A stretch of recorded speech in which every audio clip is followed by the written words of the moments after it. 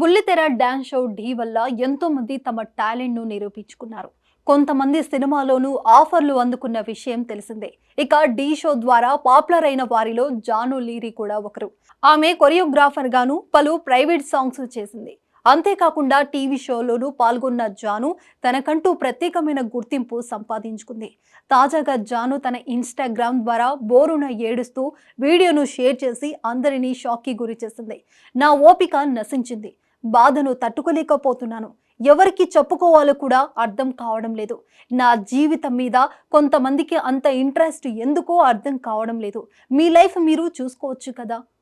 ఒక అమ్మాయి జీవితంతో ఆడుకోకండి. నా కొడుకును మంచిగా చదివించి మంచి పొజిషన్లో చూడాలనుకుంటున్నాను. కానీ మీరంతా ఇలా చేస్తుంటే నేను మధ్యలోనే చనిపోతా అనిపిస్తుంది. నేను ఈ పోస్టు పెట్టినంత మాత్రాన నా గురించి చెడుగా మాట్లాడటం ఆపేస్తారా? కాదు. కానీ నాకు ఓపిక నశించింది.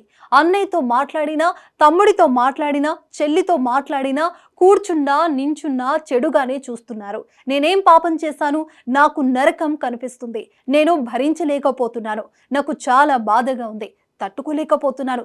చాలా మంది అమ్మాయిలు సూసైడ్ చేసుకొని చచ్చిపోతుంటే ఏదో అనుకున్నాను. ఇలాంటి బాధలు పెడుతుంటే ఎలా బతకగలరు?